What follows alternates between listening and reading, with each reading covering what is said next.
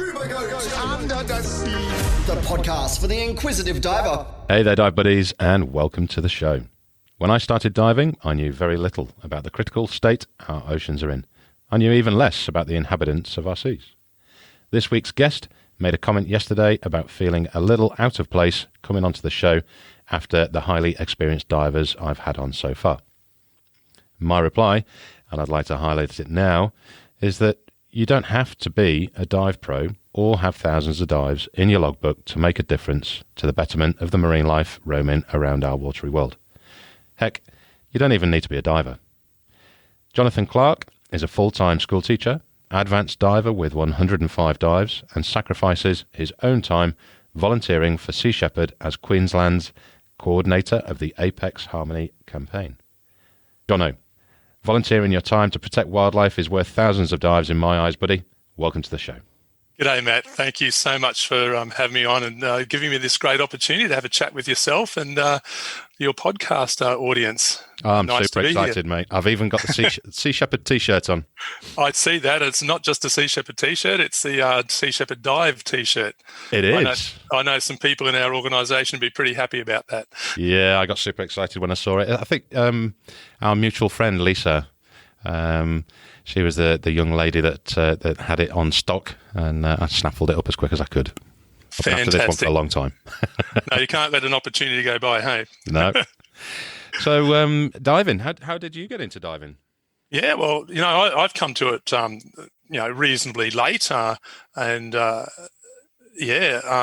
regard myself as a bit of a baby diver. I'm at 105 right now, and on reflection, they had scuba diving as an elective when I was at school, and I wish I knew then what I know now and could have gotten into it then. But I don't know.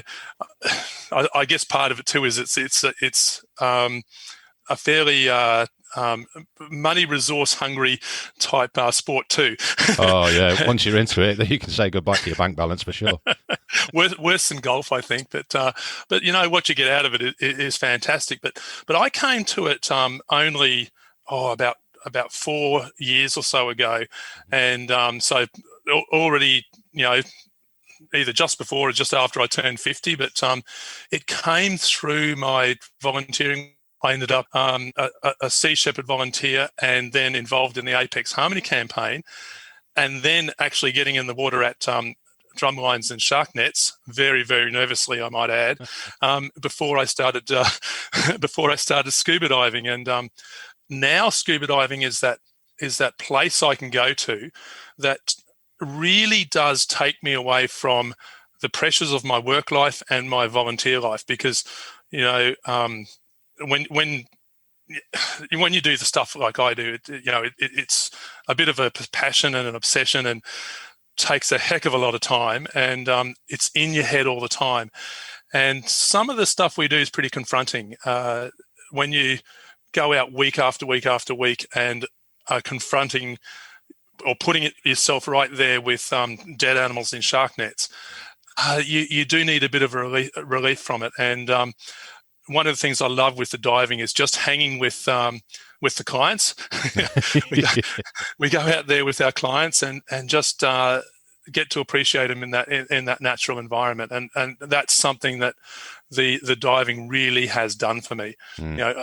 Other than where I dive up at Mooloolaba, there's a bunch of good dive buddies, and I've made some really good friendships through both the Sea Shepherd volunteering and through the diving as well. Oh, Mooloolaba. Yeah. Kai Steinbeck was on the show a couple of months ago. He's recently moved down to Mooloolaba and doing the IDC stuff out of the dive centre there. Oh, okay, yeah. I dive through a group called Scuba World up there. Okay. And doing all my qualifications with them, and it's a really good setup out there, and they've got some really good dive resources out there. The reef's really good out there, and the XHMAS Brisbane is something special. Yeah, I was talking to Kai about it. He said it's pretty damn awesome. Yeah, I'll have to do it when I come up there at some point. I might have to tell you a bit about that later on. So, forgive me, you would assume, I know we should never assume, but you would assume that you would get into diving and then, much like myself, realise the devastation that's going on and looked towards volunteering to help charities and organisations? But it sounds like you've done yours in the reverse. Is that right? I think a lot of people do progress to an awareness of the oceans and the plight from being in close contact with it. I came to it really quite late, and I guess it was just being involved with people who kept saying to me, "Do you dive?" No, not yet. And I guess just being in close proximity to people who were diving regularly and having places so close to me that are pretty special. And just one thing led to another, and I ended up starting my scuba diving down on the Gold Coast, and just in the seaway there, and it was really quite nice, but it's when I went to some of the other special places around, like Julian Rocks, for example, down at Byron Bay, which is rather gorgeous, and then progressing to having my first shark dives, and of course the first of those are a bit a little bit nervy and that sort of thing, and I guess when you're hanging in the water with an animal that's much larger than you are, is really quite an eye-opening experience. But I haven't yet dived with the big ones. Okay. I haven't had a white shark swim past me. I'm with you on that one. I've not had a whitey yet. I've got a good mate of mine who gave me a very special phone call, very excitedly calling me up and telling me that he'd just gotten out of the water, and down at Julian Rocks, he was mid-water with a dive buddy, just the two of them, and out of the blue, on the same level as them, a white shark came through straight towards them, swam by, gave them the eyeball, the whole works. He turns around to his dive buddy and gives him the whole, dangerous shark that way. Yeah. And his dive buddy gave him the what? Didn't see a thing. And what do? You turn around and you swim straight after it. And sure enough, it turned around, went by them again, and gave them the thrill of a lifetime. Yeah. And he said it was absolutely cool as a cucumber. But I'm still not sure how I'm going to respond when I have my first white or tiger shark, because I've never ever seen a white shark. And the only tiger sharks I've seen are dead. A whole lot of my firsts with sharks, of course, just by the nature of what I've been doing these last few years, have either been dead on a drumline or dead in a shark net, or live and stressed out on a drumline. And I've watched several tiger sharks that we've found hanging off drumlines who, because of the protocols we follow, which are all about being able to maintain a campaign that's going to make a difference, we know that when we find a live animal on a shark net, that the ultimate outcome is it's going to be killed. And we've had to witness that directly several times, and it's not pretty, and it's stressful, and when you see animals in that situation all the time, it makes you sort of wonder how it's going to be when you see them in the natural state.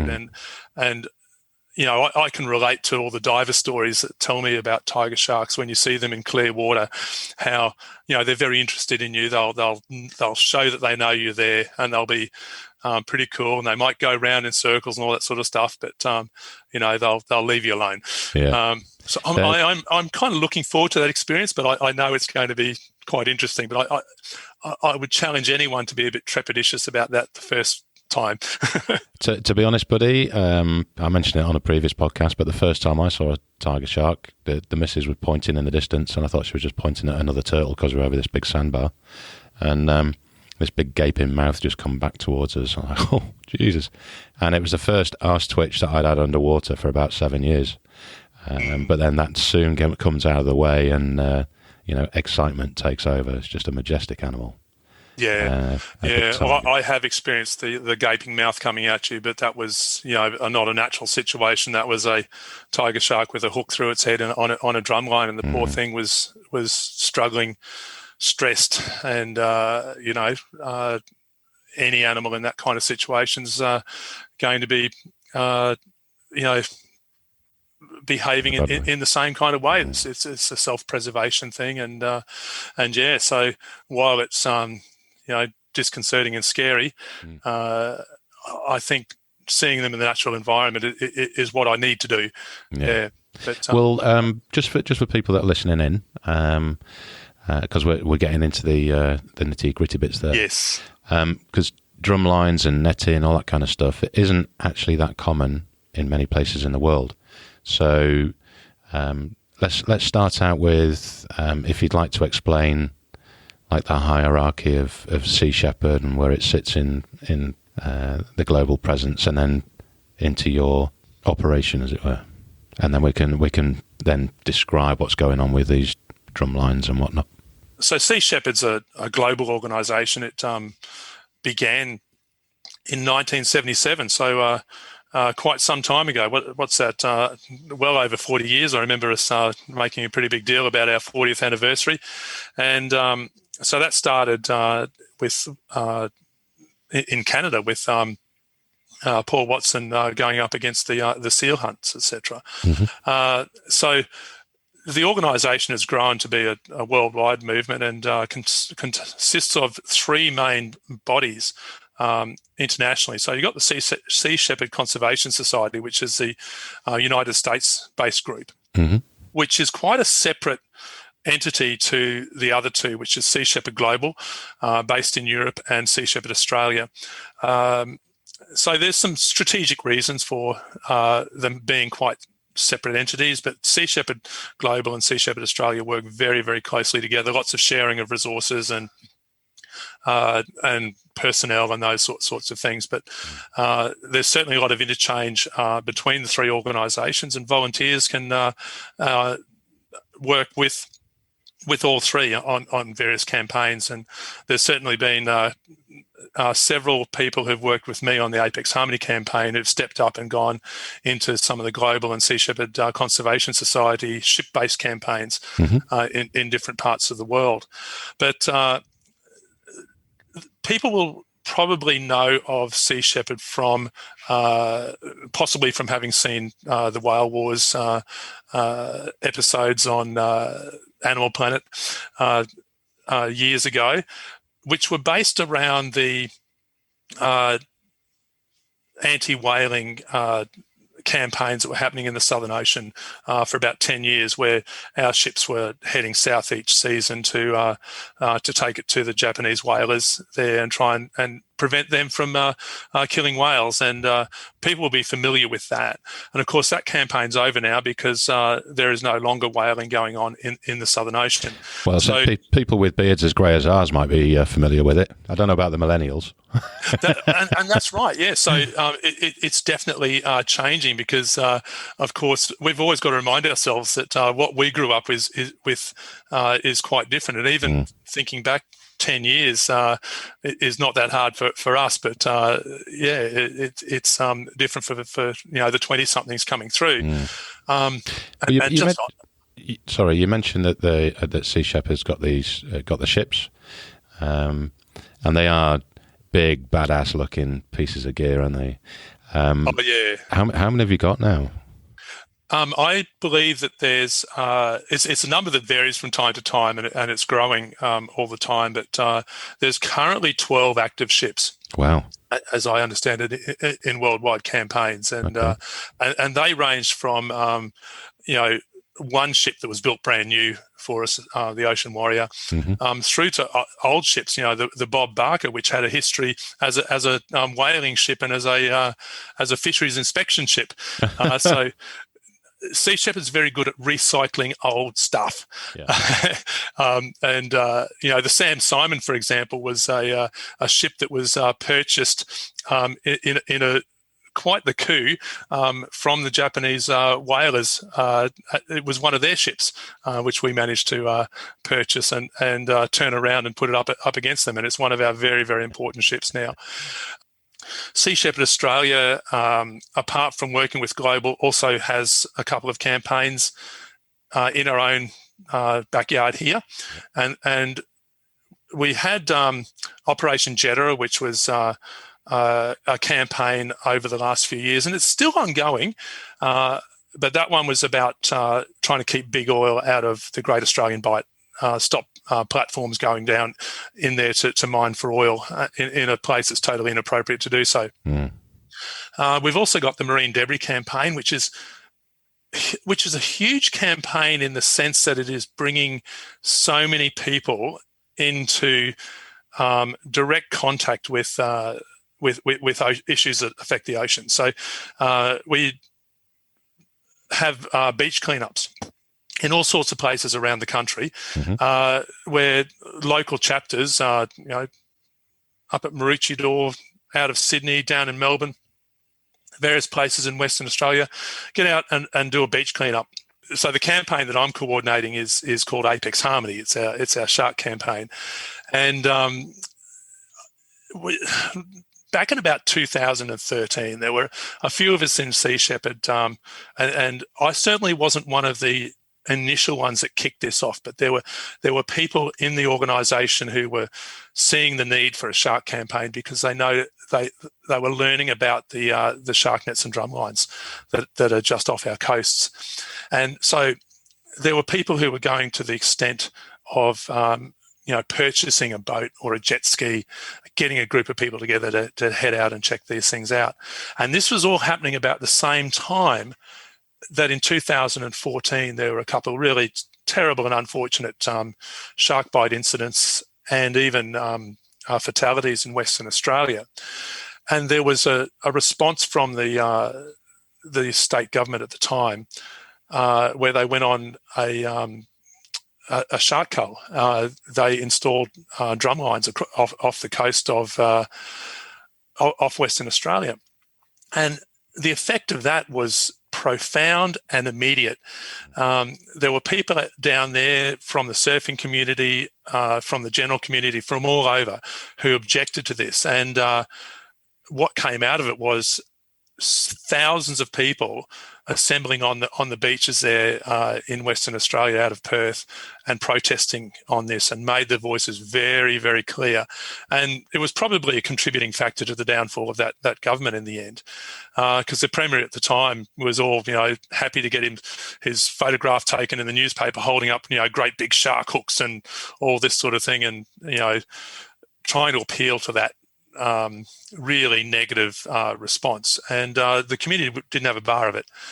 And Apex Harmony grew out of that because there were people down there, and look, the campaign wasn't just Sea Shepherd either. There were a bunch of people coming from various organisations, and there was people working together, some people working within the organisation, some without, taking all sorts of different approaches to it. But on the Sea Shepherd side of it, there were some people down there that donated a boat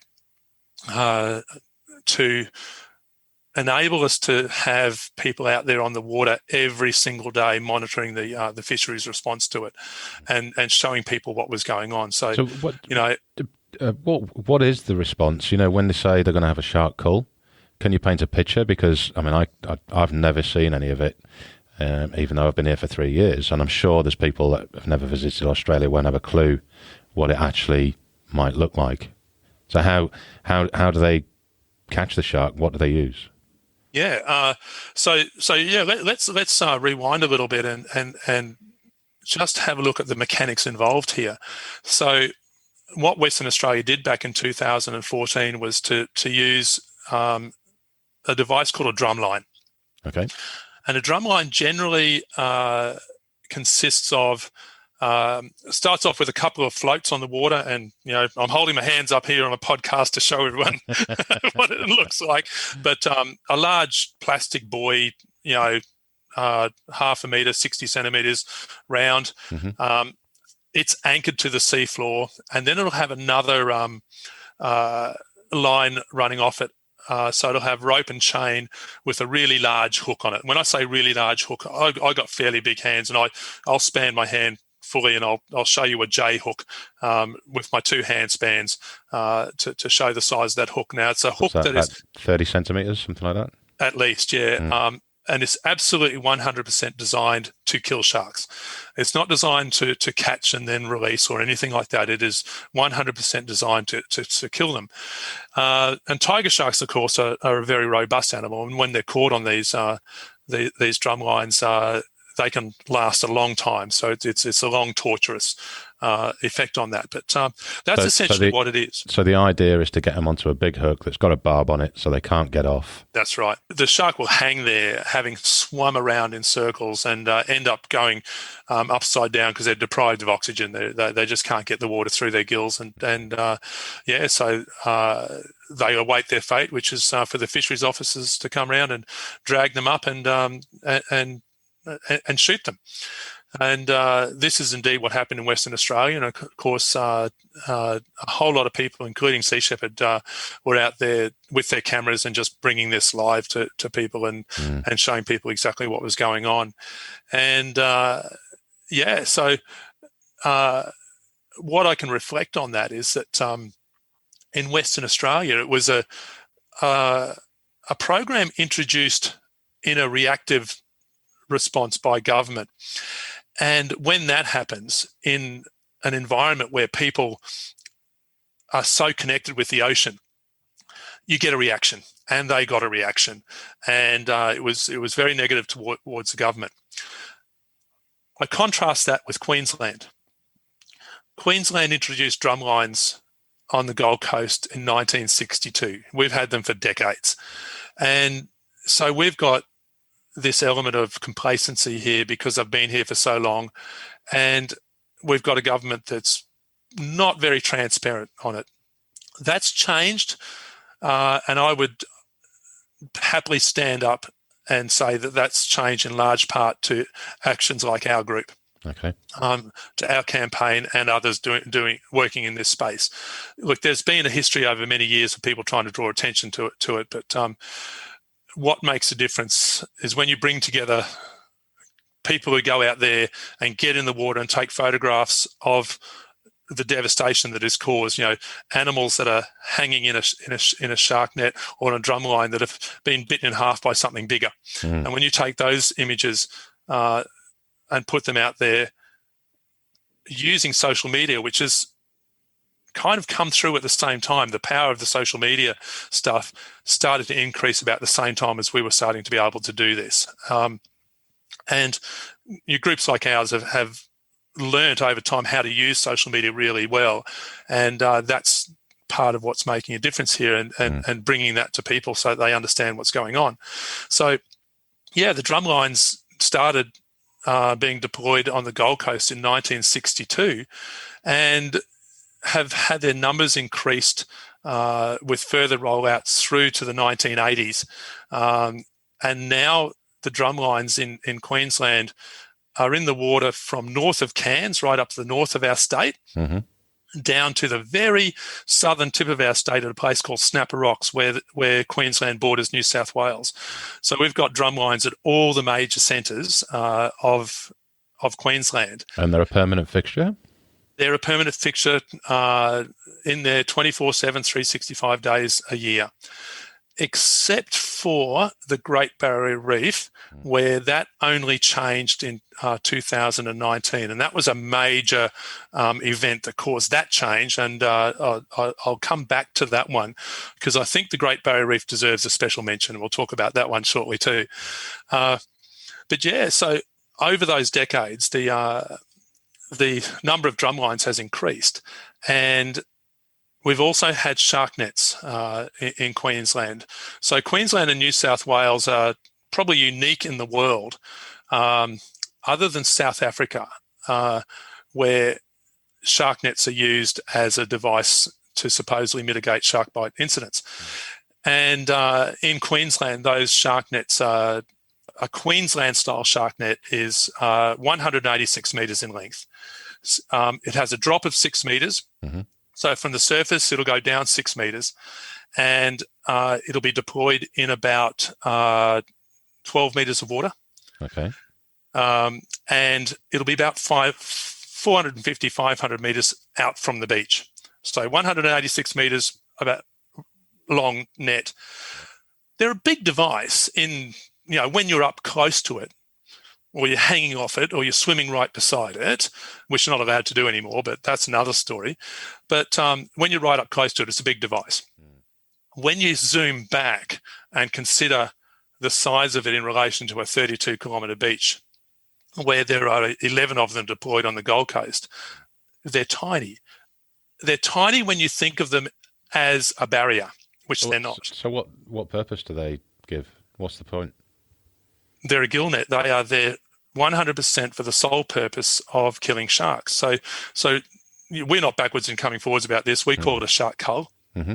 But interestingly, the government denies this very strongly. So we're not culling sharks, but you look at the definition of what a cull is, and it's about reduction of the numbers of any animal in its natural environment.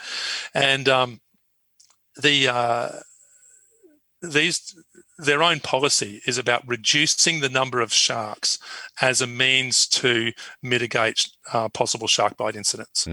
And we believe it doesn't work. There have been quite a lot. It's in the order of 60-odd shark bite incidents between Queensland and New South Wales over the time that they've had those devices in place at nets that are supposedly protected. But we don't hear about those things.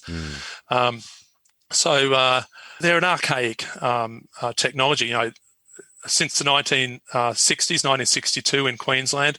1935, they were first trialled in New South Wales, and in 1937, implemented fully in New South Wales. Now, it's a similar setup in New South Wales, slight variations, slightly smaller nets, 150 metres, but they're bottom set.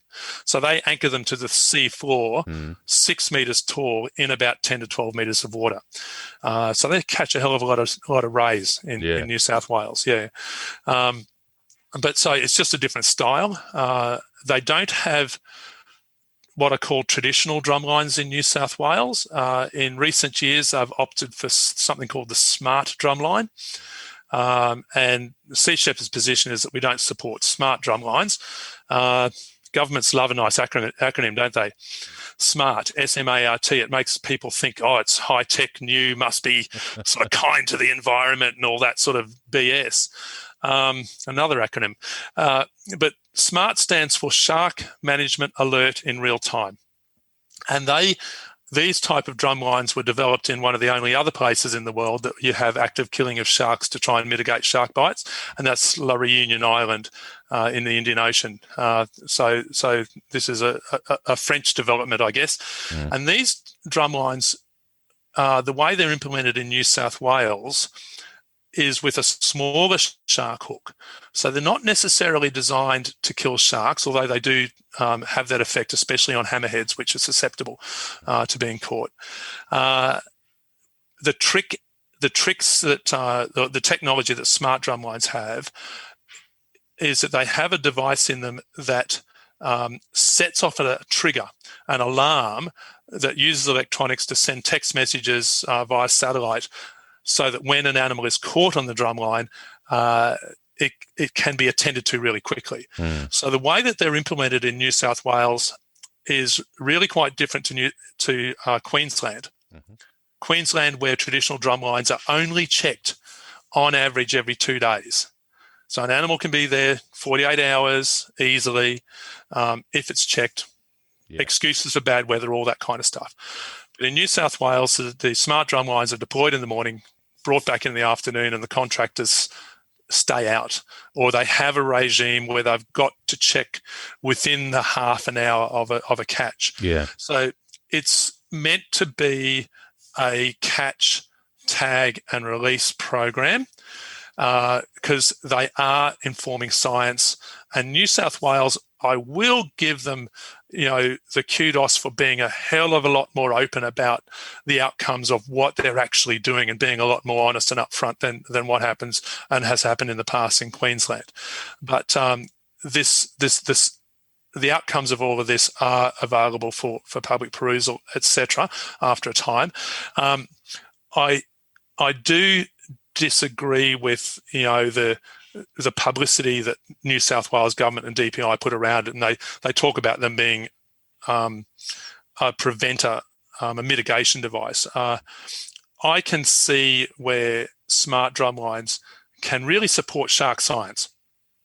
You can scientists need to be able to tag animals, to track them, to get some understandings about movement patterns and all that sort of stuff. It's a no-brainer. Mm-hmm. And the smart drumline is a way to do that. And we'll support the use of these devices for science to inform understandings about these things.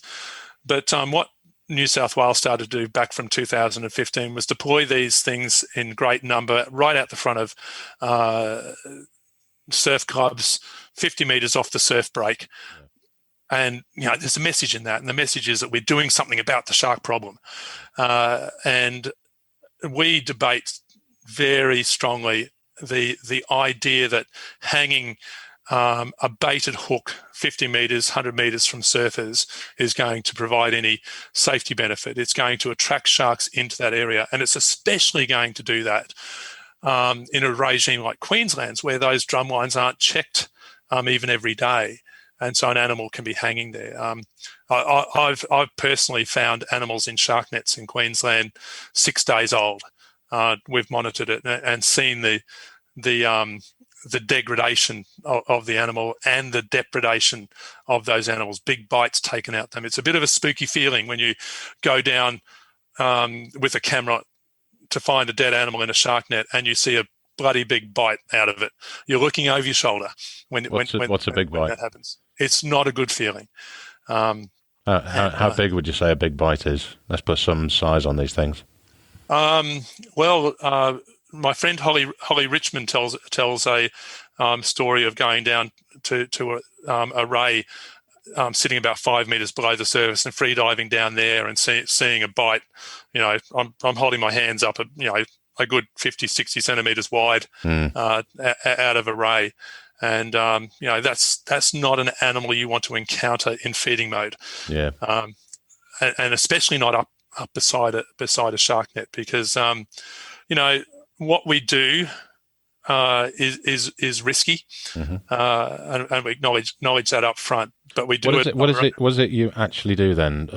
You dive down to take photos of the animals that are caught in the nets and on the hooks? Yep. Do you try and release them at all? We often get that question, and I can say that it is not a normal practice to release animals, and that's a really bloody tough call to make, and it's one I have to make. I've got to ask why. The fine in Queensland for interfering with shark nets is in excess of $67,000. Now, the way I put it to people is that I personally put a hell of a lot on the line for this campaign and for the animals in there, but I'm not putting my house on it. You're not going to mortgage it, no. And as soon as we cross that particular line, because we are so overt and upfront and honest about what we do, we're an obvious target for authorities, for fisheries, for water police, and I've been pulled up. My crew's been pulled up many, many times. Just a safety check. Let's have a look at your life jackets. Yeah, they're out there following what we do. I always brief my crews out there when we go out there. We have to behave as though we're being watched the whole time. Yeah. Because we are. We're in an environment on the Gold Coast and the Sunshine Coast, especially the Gold Coast, where there's high-rise buildings and a lot of people with idle time and telescopes who do watch what you're doing. I've had phone calls while I'm on the boat. Hello, this is Channel 7. What are you guys doing out at the shark nets? And it's while we're there. So the eyes are on us all of the time, and those fines are huge, and I'm under no illusion that we would be put up for the full maximum. Does anyone question why the fines are so massive? There must be a lame ass excuse that they're using to put it that high. I've never actually asked the question, but it's, it comes up in Queensland. They have for all fines, for all legislation, it's a number of unit points, and that and that's right down to traffic offences. It's a number of unit points, and it allows them to each year review all fines and put them up all at once without having to go to individual bits of legislation. And I had a funny thought coming through right in the middle of all the COVID stuff from New South Wales to Queensland, when the borders, we had to show our pass to get across, and you go past this big sign that says, lying to authorities about or avoiding the COVID check-ins and all that sort of stuff can have a maximum fine of $67,000. I'm looking going, oh wow, that sounds familiar. It's a convenient number. 200 unit points. But that's not the only fine now. So in New South Wales, the interference fine is in the order of $22,000. So it's fairly serious stuff. And then you go back and have a look at the legislation. And what does interference mean? I was going to say, what is interference? Well, it's a question that we've got to ask, isn't it? Because we're the ones out there. And, does it mean touching a shark net? Because I'll tell you what, when the water police come up beside me, or I've had people come out and tell me that they're a policeman and they're not. Or I've had some elements of the surf lifesaving community do that, and I absolutely don't want to point all members of that community this way, because we've had quite the opposite in support from surf lifesavers. But you get all sorts of different people in these things. But so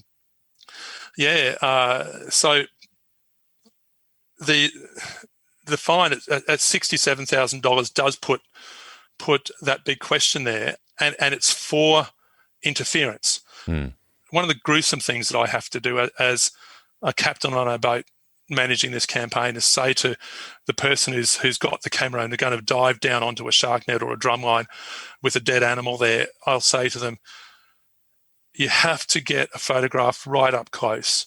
You have to get the eye in focus, and you have to show us injuries. If there's blood coming out, we have to see it, because it's part of the emotive story.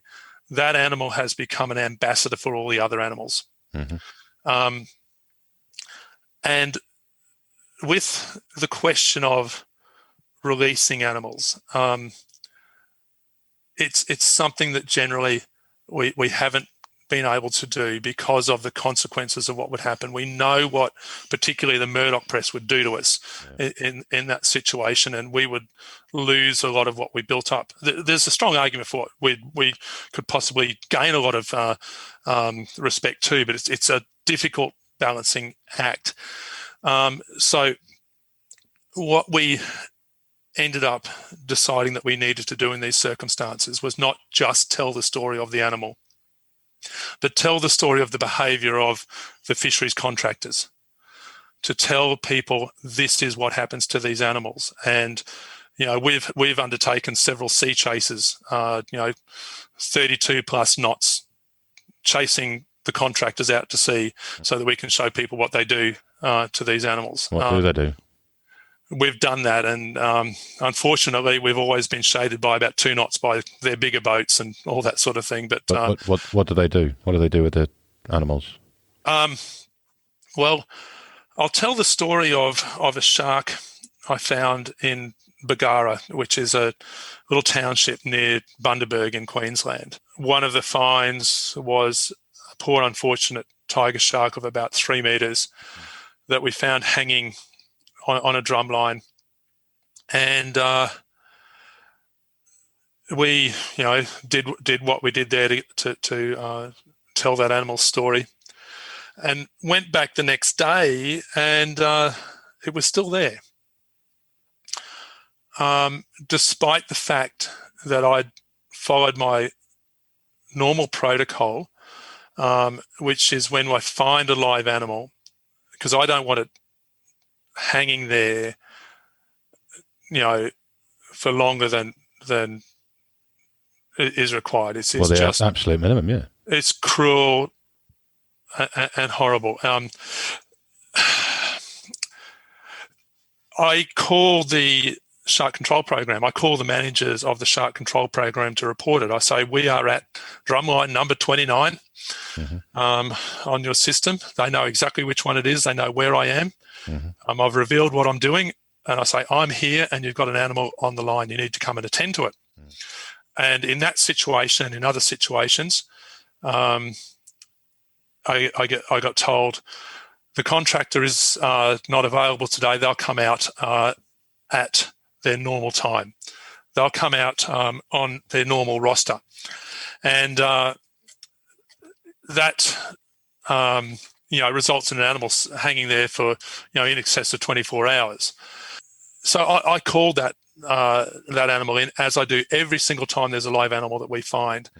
I've done it for sharks, I've done it for rays, and I've done it for turtles. And the reaction's different. If it's a shark, we'll get out there when we get out there, Jonathan. The contractor's due out there. Actually, they don't tell me when the contractor's due out there. They'll come out at their rostered time. Yeah. I've seen them do it to a tawny nurse shark who's, one of the gentlest creatures around and absolutely not on their kill list. But tiger sharks are, and we know what's going to happen there. And we witnessed the contractor come out on the second day, tie the shark up to the side of his tinny by its tail, drag it backwards at 6 knots for well over an hour out to sea. Is it dead already? No. I didn't know whether it was dead at that time because it was just hanging still on the drum line. But the contractor tied it up, dragged it backwards by the tail out. They're required to dump them at sea in a deep channel. So we followed them for well over an hour, at which time the contractor pulled up after doing lots of fancy circle work to try and prevent us from photographing what he was doing. And I saw him lean over the side of the boat. And as he reached towards the shark with his knife, he recoiled. He stepped back. That told me that shark's still alive. And that's when he got a power head out and killed the shark in front of us, and then gutted it, removed its liver to sink it. That's how they do it. When you go and see the documentary Envoy Shark Cull, what's it called? There's a documentary that's going to be premiered again at cinemas in July, or around about July. Yeah, what's it called? It's called Envoy. Okay. ENVOY. Envoy : Shark Cull. Envoy Shark Cull. Envoy Shark Cull. Okay. Yeah. So Andre Borrell is the director of that, and he has a company called Hype Media. It's his first documentary, and he approached us a couple of years ago now. It was interesting. I have people often ask, can we have your footage? And we work bloody hard for that footage, and it's our collateral. It's the thing that we have for all of that hard work that we've done. And when somebody comes and asks for it, we've got to be careful of whose hands we put it in. And I met Andre and his wife for a beer in a pub one day to sit down and have a chat, show him what we've got, and get him to tell his story about what he wanted to do. And he was putting together a documentary, bringing together a whole lot of people who work in this space to target the Queensland Shark Control Program and the New South Wales Bather Protection Program. They were wanting to get the message out that we were getting out. Now, Sea Shepherd has a long history of getting media out. It's our strong suit. We pump the media out. We use our social channels, etc. But the truth of it is, we have some limitations in what we can do because we've only got a certain audience, and it's such a challenge to build an audience beyond your own people. And what Andre was able to articulate was his intention and ability to go a lot wider than that. And the way he was working was not doing a documentary on behalf of Sea Shepherd or Apex Harmony. He was doing a documentary on behalf of the sharks about the shark bite mitigation programs in Queensland and New South Wales chiefly. It's, like I say, it's coming out in cinemas all around Australia. We're aiming for July. Okay, and is this a first release? It has done one round of premieres. We did that in December last year. And we managed to put that up, and we mostly got audiences from our own people, from our own supporters, and we ran a whole lot of Q&As when we did it. So we were at the end of the movie, we were out the front of those cinemas doing Q&A sessions, and we're going to be doing that as much as we can on this next round as well. Dude, if it's possible, and if it would help, I'd be super keen to see it. And if your man there that's directed it wants to come on the podcast, he's certainly more than welcome to. He's one of the people I had in mind of recommending to you for that chat.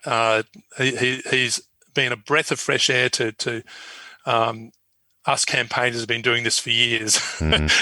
He helped remotivate us. It gets bloody tiring doing this stuff. It gets you in the head. It was after a solid day.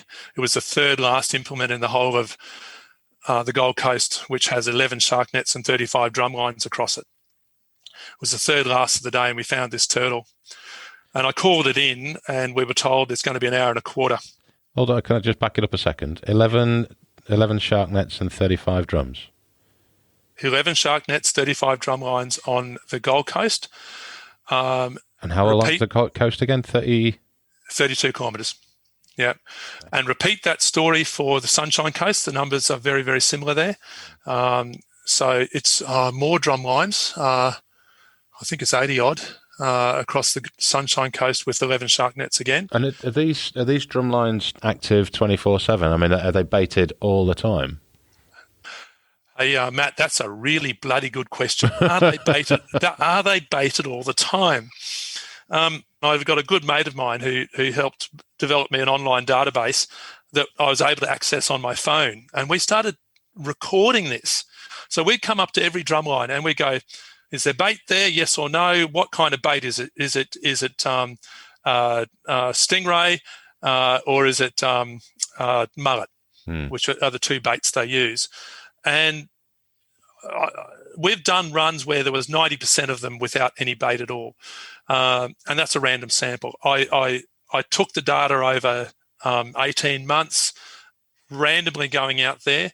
And I dare say if we were consistently taking the data by following the contractor, we would find bait on there all the time. But we weren't. We were going out there at random times. And my numbers were in the order of over 80% of the time there's no bait on those drum lines. Okay.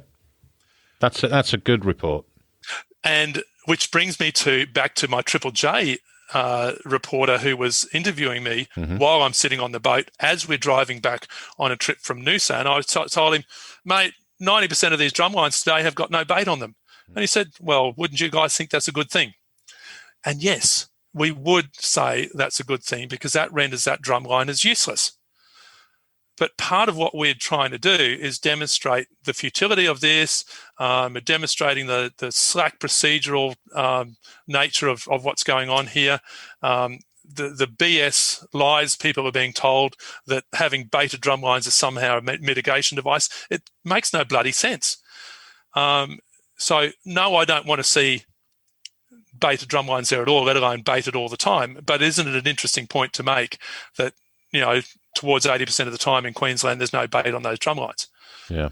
We call it the dolphin feeding program because particularly up at Bribie Island, we have watched the contractors' boat going along and baiting the drum lines, and the dolphins are following them and diving them. I have got footage of the dolphins going down and being very, very interested in that bait. Yeah.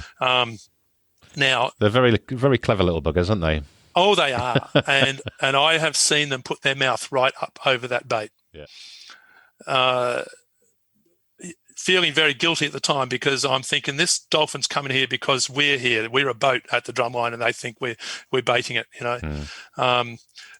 So yes, it's the dolphin feeding program, and they talk about all these things they try to do to mitigate the dolphins, pingers and using mullet instead of using ray meat instead of mullet.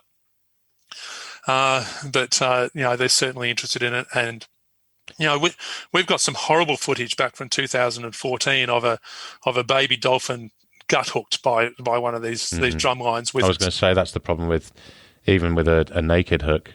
Then the possibilities of just getting foul hooked. Yeah. A dolphin. It happened in 2014. One of our early missions. I wasn't there, but certainly seen the footage. And the mother of that baby dolphin going underneath the baby and lifting it to the surface to keep it breathing. Yeah. Again and again and again. Yeah. For the first time last year, there were 2 incidents of drum lines catching humpback whales. It happened at Stradbroke Island last year. Mm-hmm. One of those humpbacks we know because they spent several hours trying to get the hook out of it. It ended up being cut loose, dragging one of those shark hooks in its pec fin with 3 or 4 meters of chain, 3 or 4 meters of line hanging off it. What are the chances of the survival there? It's very slim, isn't it? Yeah. There's all sorts of these stories all through the system, So what's the answer? What does Sea Shepherd want out of the projects that you're doing and the monitoring that you're doing? What is the alternative? Well, one side of my brain goes, shark nets and drumlines do not make beaches safer. Mm-hmm. In fact, it could well be argued because of the hundreds and hundreds of images that we've obtained through our own imagery and the Freedom of Information requests that have brought us the government's own imagery of animals that have been bitten by larger animals. We know that those nets and drumlines draw in larger animals. Yeah. That does not make a beach safer for the people who are swimming and surfing at the beach. So you can get rid of the nets and drumlines and have zero impact on beach safety when you balance it all out. So that'll be the first thing. Let's be fair as well. You have to point out that people, we get in the water to enjoy it on a hot sunny day, but you get in at your own risk. You can't say that I've got to go in the water because I'm a human. All the fish have got to leave me alone. You don't have that right. Exactly. But, most surfers operate that way and feel that way, and definitely most divers feel that way because we're not, average Joe is popping down for a swim at the beach, and we're not a tourist from overseas. And the line that the government tells is that people want to feel safe. And my argument about that is if you tell people that they're safe and you give them a false sense of safety, you actually increase their risk because you lead people ultimately to take risks thinking that they're going to be safer. You're increasing their risk. You're putting them in an environment that they wouldn't normally take a risk if they knew what the real risks were. So let's get rid of the nets and drum lines. But it's a hard sell politically, and we'll absolutely 100% acknowledge that. So here I am sitting off Palm Cove. Quite literally, I was sitting at Palm Cove thinking, what the hell would I do here? What is the solution here? And we're so lucky now because if I go back to the beginning of our campaign in 2014, we didn't have what we have now. We didn't have something called the Shark Safe Barrier from South Africa. We don't have Eco Shark Barrier, that's a Western Australian invention. We didn't have shark shields. We didn't have the drone technology that has artificial intelligence software built in it that can identify sharks in the water. We didn't have all that stuff back then, but we've got it now. And every single one of those ones that I've just mentioned has scientific backing. They have scientific studies that have been done on them that demonstrate that in most situations, not all situations, they do have a mitigating effect. Yeah. You put that up against nets and drumlines that don't, it's an absolute no-brainer. I'm pleased to be able to tell you that the Queensland government, through the Fisheries Department, through their shark control management, through their scientific working group, however they, all of those bodies that are part of this, must have at some point asked themselves exactly the same question. About the same time I'm sitting up at Cairns asking myself, what am I going to tell people when they ask me, right, what is the alternative? The government asked the same question. And they commissioned a report, the Cardno Review, into non-lethal alternative methods.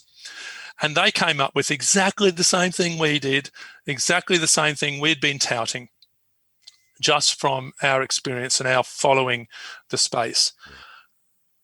They did it in much more depth than we were able to, but they came up and looked at a whole range of different systems, some that we weren't even aware of. So kudos to them for doing it. And getting an independent study done on this. When was the study done? Sorry? When was the study done? 2018, released in 2019.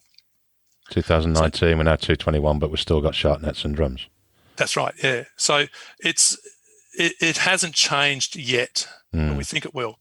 So it is really positive that it's happened.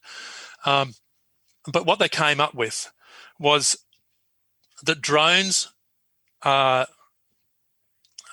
drone technology, provided it's in the hands of trained operators, beach safety experts, let's get surf lifesaving involved and train an arm of surf lifesaving to do these. So drones... Well, better still, those contractors that are getting paid a little bit of money to go out there and drag a shark for an hour or so and then put a bullet in its head. Why not train them how to use the drones and do the job that they're doing at the safety of being on land, and they're still getting employment then as well? Look, because, I mean, at some point the government's going to say, well, there's X amount of people that are going to lose jobs over this. So why not use those people to retrain them to do the same job? I'm going to say no to that. Why? Why? Because I think we can have a net effect of more employment. So based on that Cardno review, a crew of 4 of us, myself, Andre Borrell, the director of Envoy Shark Cal, Leo Guida from Australian Marine Conservation Society, the 3 of us, and Larry Klebeck from HSI remotely, sat literally on my back deck with that Cardno review and costed it. We sat down and had a look at the way you would deploy shark drones and eco shark barrier. So drones in the southern part of the state where you've got clearer waters where eco shark barrier wouldn't be effective in high energy waters. Put them in beaches in the north of the state where you've got the protected waters of the Great Barrier Reef Islands. Do that. We costed it out. You're going to increase employment. You're going to have an Australian invention because we've got Australian developers working on the software behind these drones and developing the operating procedures and need to be employed to run them. They need to be beach safety experts. Fishermen are not that. Why do they need to be beach safety experts? I'm just playing devil's advocate, that's all. I get that, and I absolutely appreciate you asking that because it's forcing me to explain it as concisely as I can and give good reasons behind our view on this. So, one of the lines I trot out is we've got shark nets and drum lines right now, which is the system you get when you put beach safety in the hands of fishers. Well, it's an antiquated system, full stop, isn't it? We're well. So these guys know how to go and kill sharks, and they have not got the empathy. They've got a different mindset to us, and they're going to defend the system that they got, and they do. And they've been on a pretty good bloody gravy train for years on this, and I'll stand and say that, I believe that for some time, and I don't think it's now, but I believe that for some time that we have a whole lot of really nasty activity going on within the Queensland Shark Control Program in the name of shark finning. I believe that we had contractors who were finning sharks and able to sell those shark fins on the market. Is that something that's factual? I can point to at least one case where a shark contractor in 2016 was caught by fisheries and charged with that offence and found guilty in court of finning sharks, and they were the contractor on the Rainbow Beach shark net. So there is fact in that. It has happened. Yeah. And I can tell you that the stories I have heard over the years, unsolicited stories that have come to me, have made me believe that for a time this has been endemic in the system. And the fact that there's no independent oversight of this system, and hasn't been for years, tell me that's a very distinct possibility that's been going on. So, I'm quite comfortable in saying that there is that strong possibility, and it's been brought out in court at least that once. Okay. But play again, devil's advocate, that could be just a one-off. Absolutely. Yeah. Absolutely. We can't make the assumption, but... Yep. Yeah. And I am 100% not saying that was every contractor. I've been out there enough and had very aggressive defence of those shark nets by the contractors when we've been out there doing what we're doing. I mean, almost physical aggression in car parks when I've been challenged by contractors and on the water. But I suppose they would just see you as some sort of Greenpeace hippie. 100%. You're just a pain in the arse. Yeah, I get that. Yep. We were the pain in the arse, greenie hippies, thorn in their side, going up against their job. And look, I am not going to say that I wouldn't believe that they they're doing a good job of making beaches safer. I get that. I take a very different belief because I've looked at the science, the data around it, and taken a view that's probably more encompassing than what a contractor for the Fisheries Department, maintaining a system that's designed to kill sharks with the idea that reducing the number of sharks is going to make people safer. Part of the solution is going to be education. And we've proven that an education program that's pervasive, well-funded, continuous, can make a difference to what people do. And we can do the same thing. And I think when we put drones in the sky and the beaches in the southern part of our state and in New South Wales to replace shark nets, we most certainly can change the safety regime that we've got, but we've got to have it with a good education program. Jono, it's been an absolute pleasure. Hit your director mate up. Let's get him on the show, and everyone else. Send them all. I'll give them a call and I'll point them in your direction. Happy days. Cheers, Jono. Thank you very much for being on the show. Bye, everybody. Matt, thank you very much. Bye, everyone. This is Scuba Goat Under the Sea, the podcast for the inquisitive diver.